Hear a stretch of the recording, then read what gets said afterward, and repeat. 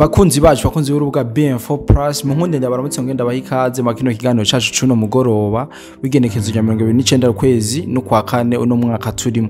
ndabazaniye inkuru yo kwizera inkuru novuga yuko abantu benshi ku munsi wejo batayimenye nuko muri Bushaku habaye inkumbi novuga yuko umu M23 yashoboye kuhasiga ubuzima ku murindi uteye ubwoba aba M23 batari bake barahasize ubuzima mu migwano yahabaye iriko irabahuza n'uyu muhari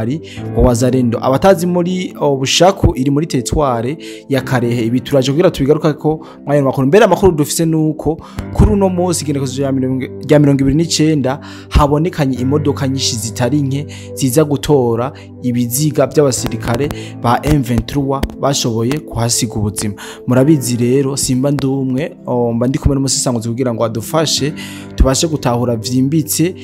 mu vyo tuba bateguriye rero ntaninze kubisha amajambo nuko nababwira uko mwakora subscribe kuri BM4+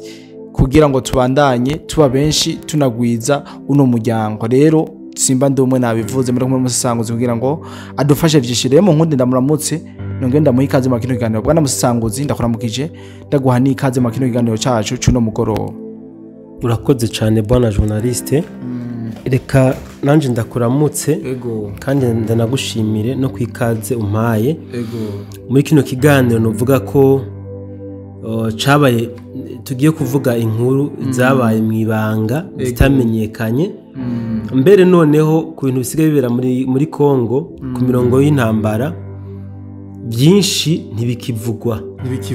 aba wazarendo bahora baduha amakuru ubona ntibagitanga amakuru ibiriko bibera ku mirongo y'urugamba nkuko byahora cyane gose mukaba musanzwe munazi yuko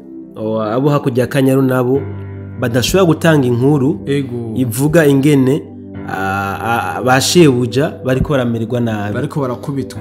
bariko baramererwa nabi ku mirongo y'urugamba niyo mpamvu rero inkuru nyinshi ziriko bibera ku mirongo y'urugamba zitakiboneka uzosanga amakuru menshi tuko twashikiriza ari amakuru y'ubusesanguzi ya diplomasi n'ibindi bitandukanye cyane gose bona journaliste hamwe n'abadukurikiranye harabaye intambara iteye ubwoba kuva ku munsi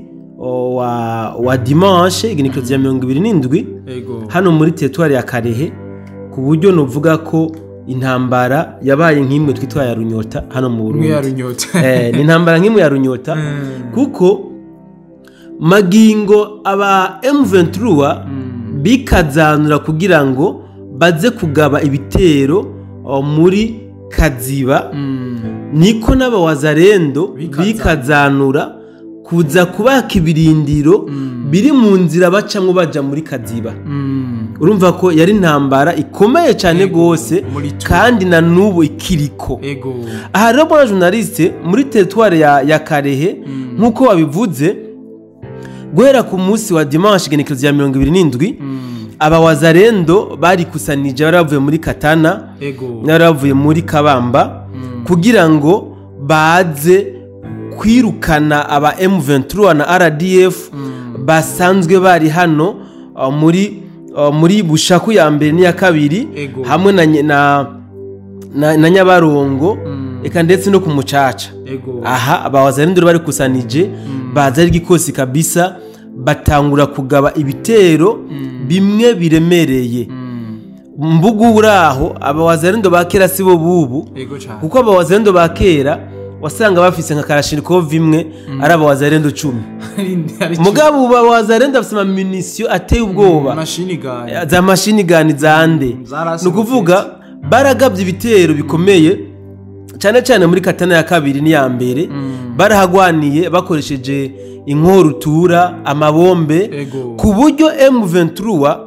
byabananiye kuresista bisaba ko bikora barondera renfort ivuye muri Ruhihi kuba renfort abaje ku renforcer ku ruhande rwa M23 na RDF baje bava muri Ruhihi mugabo navyo byabaye iby'imfagusa kuko ntaco bashoboye gukiza ayandi makuru dufise rero yo kwizera nuko M23 bashoboye kuja kuri parking kuja gutora imodoka ziza kubazanira ama renfort kuko imodoka zabo zari zabaye nkeya urazi ko hari abariko baja kuri fro ya Kaziba baca rero babura uburyo nabo ba deplace abandi baza ko baranforsa hano muri za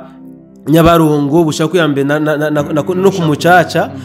baca baja kuri parking gutora imodoka zibafasha kunguruza abasirikare babo n'ibikoresho ariko bona journaliste mu modoka batoye amakuru dufise nuko hariho imodoka imwe novuga sinzi ngene novuga mu Kirundi ni kuroha yarabaroshe no kuvuga yarishizo ngabo zose sinzi ko ryo bari sanganya kawaida cyangwa ko yo bari umushoferi kumbure yatwawe n'agashavu kukungene aba RDF ariko bica bene wabo n'ukungene baba bamutwaye ku nguvu akaba yabigize express amakuru mfise nuko imodoka yashoboye utembagara n'abasirikare bose bari barimwo bahasiga ubuzima no kuvuga ko rero bona journaliste ibintu hano muri Bushaku ya mbere Bushaku ya kabiri na Nyabarongo ntabwo byari byoroshe ariko kandi intsinzi bije kurangira bisa nkaho iri kuri aba wazarendo kuko bashoboye kubakura muri ubwo buce bwose ku bantu basanzwe baze muri za Bushaku babakubise babageza ahantu ku madepo uyu munsi ku itariki 29 z'ukwezi kwa kane imigwano yari kibera hakujya yo kuri depo ku waduhaye inkuru bavuga yuko ngo mbere bashobora no kuba bamaze ko habakura kuko iyi nkuru yayiduhaye ubu ku mugoroba mugabo ubu mwijona ko imigwano we yariko aheruka makuru y'imigwano iri kiraba mu masaha 9 muri buno buce butandukanye mbona musesangozi ariko nkunde ndagusubiza inyuma gato ituzi yuko igihe habi biganiro vy'Doha muri Qatar iyi M23 yari ari kuyibusha ku ya mbere ni ya kabiri hafatwa na wazalendo bashaka kutubwira uburyo iyi M23 asuye kugaragara mu ibice mbere amakuru dufise nuko yo yarahafashe umwanya muto bongera kuyihambura bona journaliste twarakoze ikiganiro ndibuka ko hariho n'umugwanyi mu RDF yaciye ku mbuga zitandukanye no mu group WhatsApp yacu twaramucishijeho RDF yafatiwe muri Bushaku ya kabiri ku migwano yari yahabaye aho bari ko babirukana aba RDF na M23 muri buno buce bwa Bushaku ya mbere na Bushaku ya kabiri hari imbere yuko haba ibiganiro nkuko bivuze byo guhagarika intambara byabereye muri Qatar ariko igihe baviriye mu biganiro M23 yafashe ya mbere mu gutangaza yuko bemeye byavuye mu biganiro bahagaritse imigwano aba wazarendo rero baca barijajara mu buce butandukanye niho baje gukanguka basanga aba M23 bamaze kudeborda muri bujya buce bwose ndavuga Bushaku ya mbere Bushaku ya kabiri Nyabarongo hano muri territoire ya Karehe baje gusanga ubuce bwose M23 yasubiye kubwirara atani imigwano yahabaye kubera gusamara kwaba ba wazarendo murazi yuko aba RDF bobo basanzwe basoma mbike hamwe na M23 na RDF iyi migwano rero aba wazarendo batanguje dimanche 27 niyo kugira ngo basubire kubatuza babakure muri buno buce gushika ubu rero nkuko nabibabwiye Bushaku ya mbere ya kabiri na Nyabarongo ndetse no kumucaca bamaze kuhabakura ariko imigwano ngo yari kibera muga ahantu bita ku madepo reka nce ngaruka bona journaliste hariho abantu baguma baduha ubutumwa butandukanye batubwira ngo inkuru twashikirije kuri Kaziba bobo ngo bafise izindi nkuru zitandukanye iki ni kintu nama navuze kenshi bona journaliste abantu benshi barasuzugura n'inkuru zacu kumburengera ngo ni kubera babona ko dufise imbuga zikiri hasi bafata amakuru bakuye kuri bakanaka kumbure kubera ko baba babona afise imbuga zikuze banaturusha banashaka na fan base bagaca bayafata nkaho menga nayo kuri iki kintu ngo ndagisubiremwo twe twamatwa yuvuze yuko inkuru tudafitiye ivyemezo nukuvuga inkuru twe tuyitanga ariko twayitohoje turayitohoza tukayironkera ama preuve ama tukabona kuyitangaza gushika kuri uyu mwanya nta nkuru twebwe turaronka itwemeza yuko muri centre commercial ya Kaziba ko hoba hari mu minwe ya M23. Ibi ndabisubiyemwo aya masaha y'ijoro gushika ubu nta makuru namwe azavuguruza amakuru twabahaye kare. Igihari nuko imigwano muri Kaziba irahari ariko mu misozi niho bariko baragwanira aba M23 bariko na RDF bashaka ko ino Kaziba basubira kuyigarurira. Hano bibutsa yuko mu kwezi kwa kabiri nimba nihenze niho yari iyi Kaziba bari mu minwe yabo hama kubw'inguvu zabo wazarendo na FDNB barahabomora kandi bahabakura nabi nyuma yo kwica abatari bake bo muri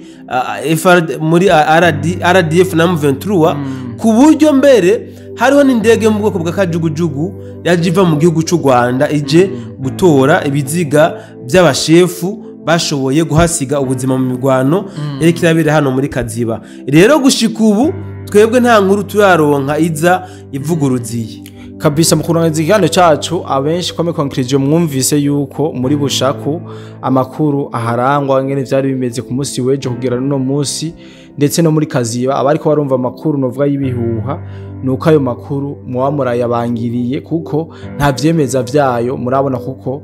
mu gihe dozi yuko M23 yafasha ahantu iraduha amafoto ikaduha n'ama video mu gihe baba bakoze operation zigacamo. Rero reka mu nkundire shimire cyane vyimva mutima umusisanguzi wacu yashoboye kudutorokaniza no makuru kugeza yadushikirije. Urakoze cyane bona journaliste, reka ndagushimire kandi nonge no gushimira ababosi bacu abadukurikirana kuko iyo twinjiye muri studio abari kubera abo ibi dukora nibo tubikora ntabwo ari twe tubyikorera.